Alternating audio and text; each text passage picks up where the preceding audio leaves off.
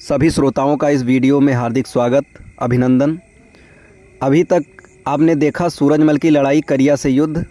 बढ़ते हैं उसी में आगे कहानी की तरफ। इधर रानी दिवला ने पंच सावत की आरती उतारी, तिलक किया और आल्हा से कहा कि तुम्हारे पिता का हाथी है, इस पर तुम सवार हो जाओ। आल्हा तुरंत हाथी पंच सावत पर बैठ गया। रानी दिवला ने हाथी से कहा, मैं इन लड़कों को तुम्हारी देखभाल में छोड़े जा रही हूँ, जीत कर इन्हें साथ लाना, मैं तुम पर भरोसा करके जा रही हूँ। हाथी पर सवार होकर आल्हा ने कहा, आप सब चंदेलों की लाज रखना। हाथी पंच सावत की माता दिवला के वचन मानकर महोबा की लाज रखेगा। फिर तो महोबा के सैनिक दोनों हाथों से तलवार चलाने लगे।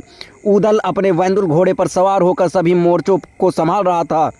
फिर करिया राय के सामने जा पहुंचा। करिया राय को उदल ने ललकारा, एक बार और चोट करके अपने अरमान निकाल लो। करिया के पास ही रंगा घुड़सवार था।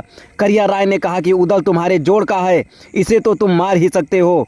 रंगा ने तुरंत उदल को ललकारा। रंगा ने तलवार का जोरदार वार किया। उदल ने गैंडे की खाल वाली ढाल से रोक लिया।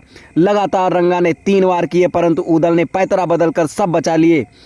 फिर उदल ने ललकारते हुए अपनी तलवार से रंगा पर वार किया। रंगा धरती पर गिर गया। तभी उसका भाई बंगा सामने से ललकारने लगा। उसके चोट करने से पहले वहां ढेवा पहुंच गया। बंगा ने ढेवा पर तलवार का वार किया। सिरोही की मूठ हाथ में रह गई और शेष टूटकर गिर गई। ढेवा ने उसे सावधान करते हुए तलवार खींचकर मारी। बंगा ने ढाल तो अड़ाई, परंतु तलवार उसे फाड़ती और कवच को भी चीरती हुई बंगा की छाती पर जा लगी। बंगा भी धरती पर जा गिरा। करिया ने देखा कि रंगा और बंगा दोनों युद्ध में मारे गए। अतः करिया ढेवा से जूझने जा पहुंचा। उसने गुर्ज उठाकर ढेवा पर मारा। ढेवा ने फुर्ती से घोड़ा 3 कदम पीछे हटा लिया। गुर्ज धरती पर जा गिरा। तब तक उदल ने अपना घोड़ा आगे बढ़ा दिया। उदल ने बढ़कर करिया राय पर वार किया। करिया ने फुर्ती से दाईं ओर हटकर अपने आप को बचा लिया। फिर उसने चोट की। फिर उसने गुर्ज उठाकर उदल पर फेंका। उदल भी बाएं हटकर बच गया और गुर्ज धरती पर जा गिरा। उदल ने तब मलखान से कहा कि करिया को मारने में इतनी देर क्यों लगा रहे हो। तब करिया राय ने अपनी कमान से तीर खींचकर मारा। वीर मलखान की घोड़ी कबूतरी हट गई और वार खाली गया।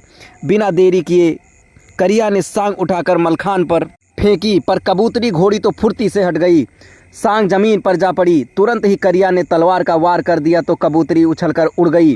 मलखान फिर भी बच गया। तब मलखान ने ललकार कर कहा, तुम्हारे सब हथियार झूठे पड़ गए हैं, अब तुम्हारा काल सामने आ गया है। करिया ने कहा, अभिमान मत करो, अब जल्दी ही तुम्हारा काल पहुंच रहा है। तब मलखान बोला, तुम्हारे वश में मुझे मारना है ही नहीं।